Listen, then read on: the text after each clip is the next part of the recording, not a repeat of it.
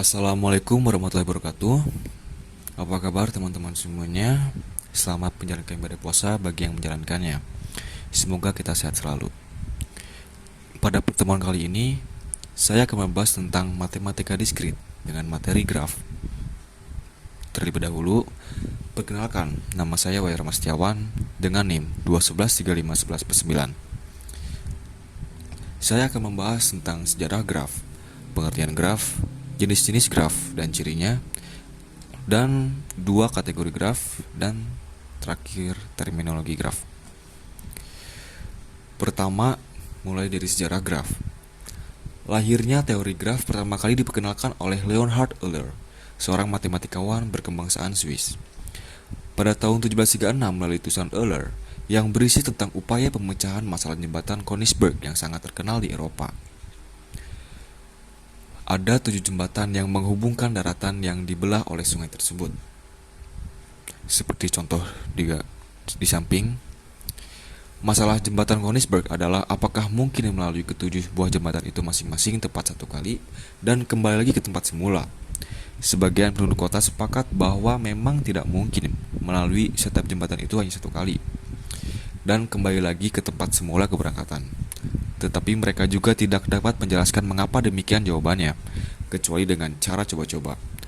Tahun 1736, seorang matematikawan Swiss, Leonhard Euler, adalah orang pertama yang berhasil menemukan jawaban masalah itu dengan pembuktian yang sederhana. Ia memodelkan masalah ini ke dalam graf. Pengertian graf. Graf digunakan untuk mempresentasikan objek-objek diskrit dan hubungan antara objek-objek tersebut, sehingga secara sederhana, graf didefinisikan sebagai kumpulan titik yang dihubungkan oleh garis-garis atau sisi. Secara sistematis, graf didefinisikan sebagai pasangan himpunan VE, ditulis dengan notasi G sama dengan VE. Yang dalam hal ini, V adalah himpunan tidak kosong dari simpul-simpul, dan E adalah himpunan sisi yang menghubungkan sepasang simpul. Adapun definisi yang menyatakan bahwa V tidak boleh kosong, sedangkan E boleh kosong.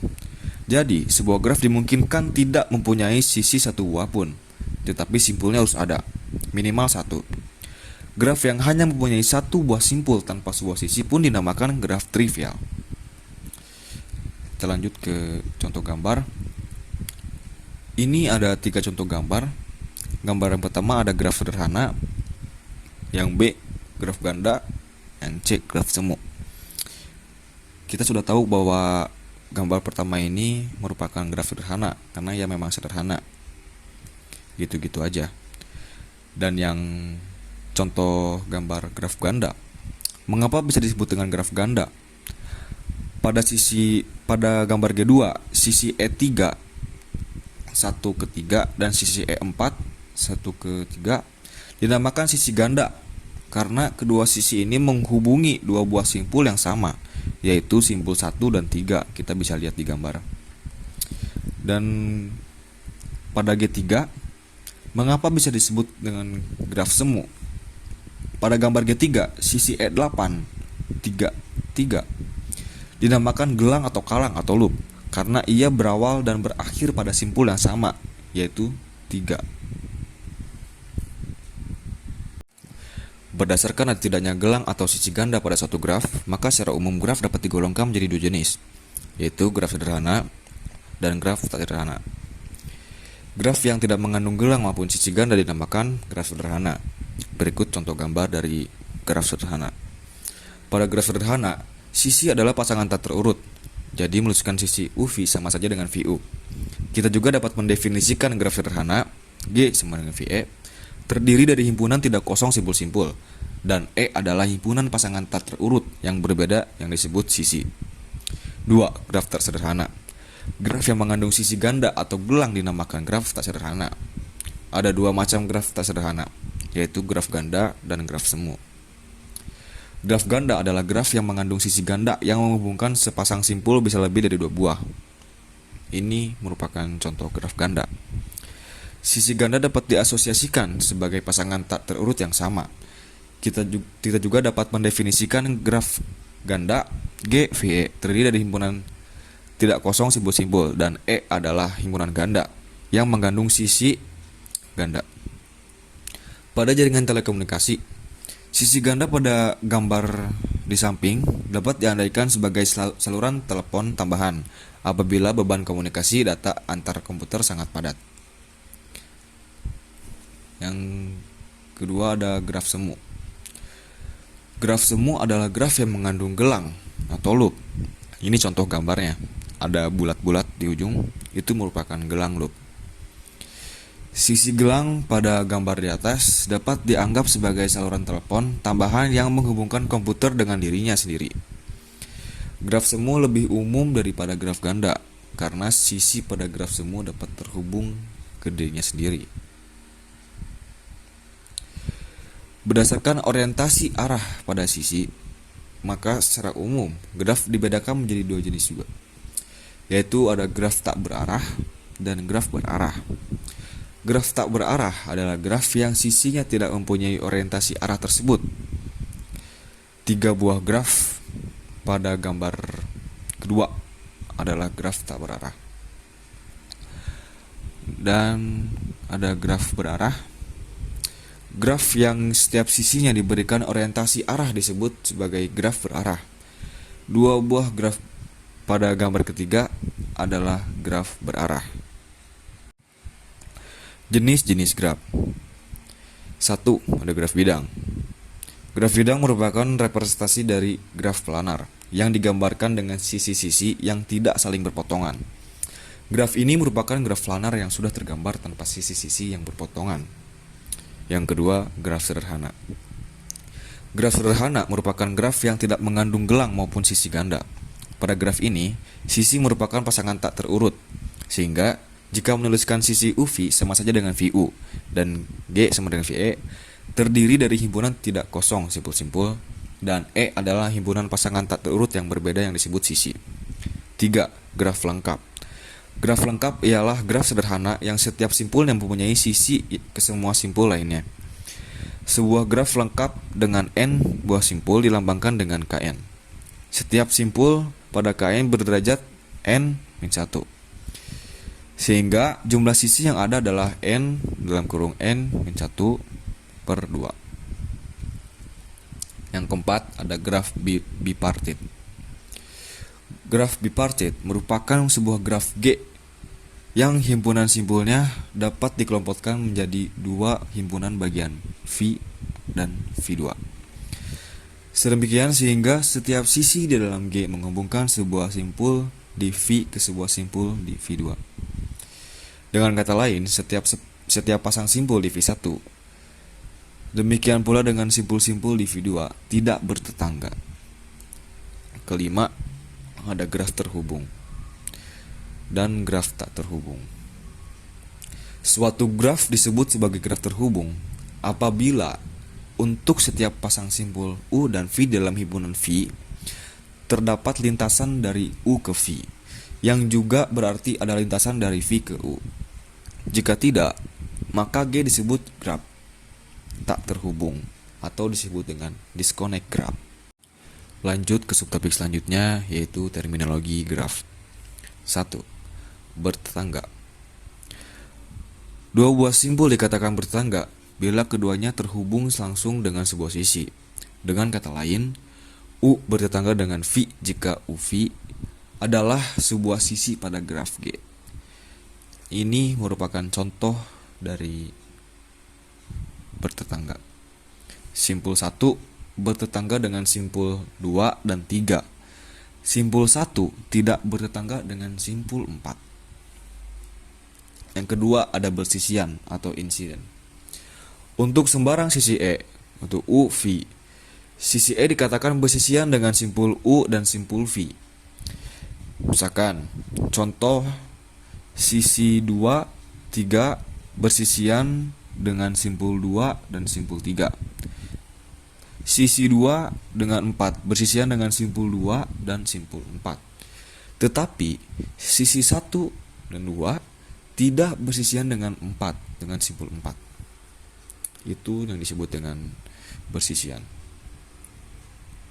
Lanjut ke simpul terpencil.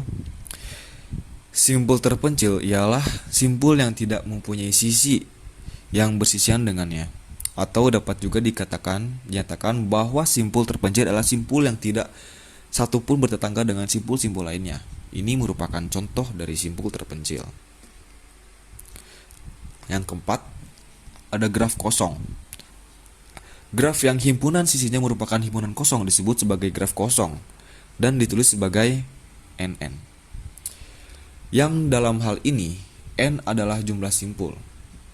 Ini adalah contoh gambar dari graf kosong atau null graph.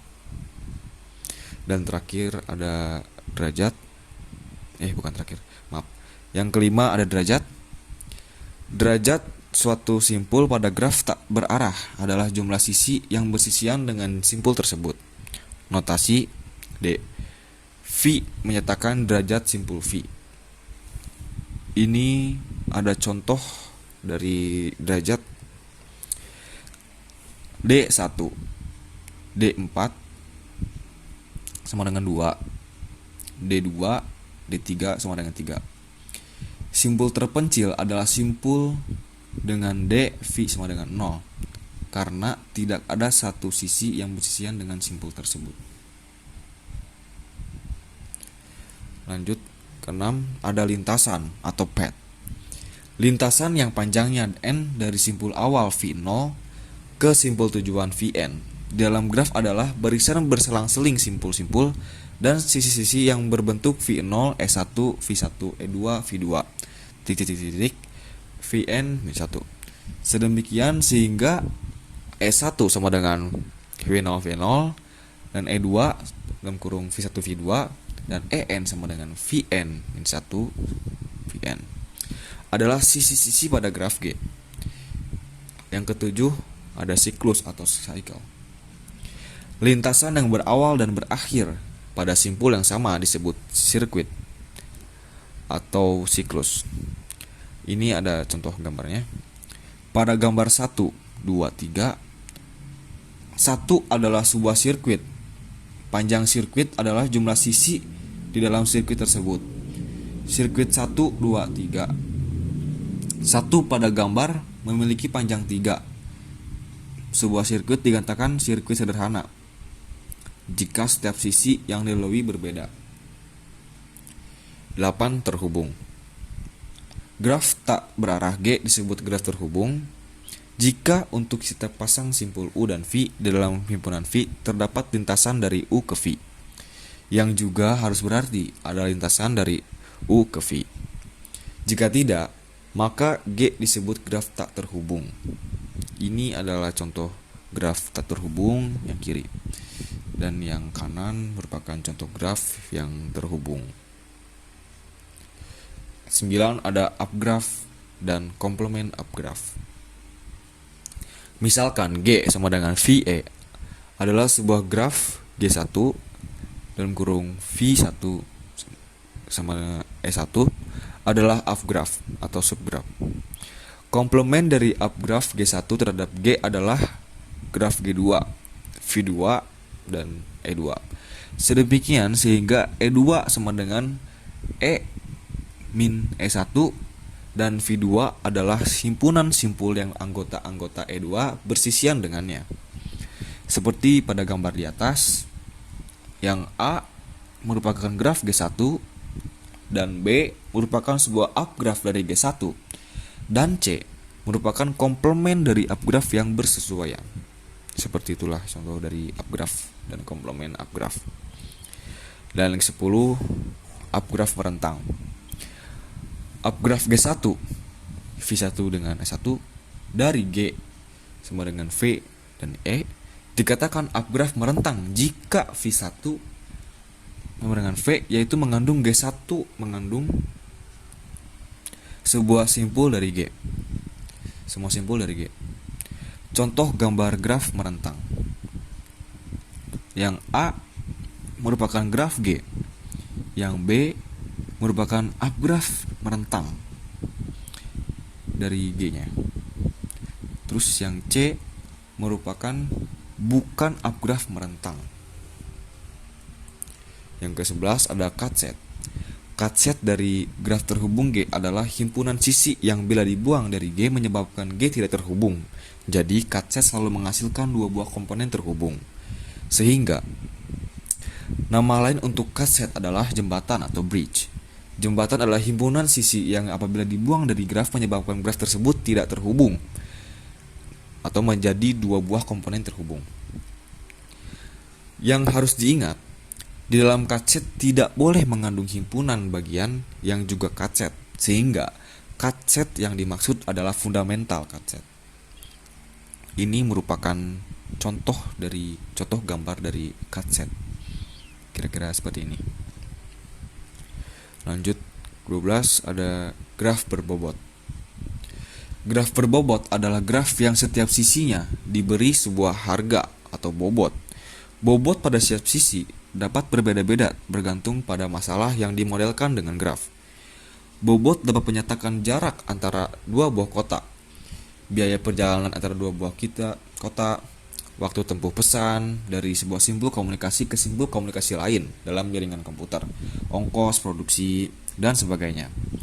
Ini adalah contoh gambar dari graf berbobot.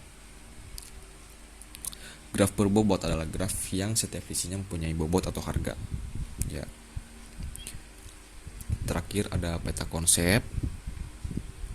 Seperti inilah peta konsep graf yang saya buat. Untuk semuanya sekian, terima kasih. Mohon maaf apabila ada kesalahan, dan mohon maaf apabila masih ada kekurangan. Wabillahi taufiq wal hidayah. Wassalamualaikum warahmatullahi wabarakatuh.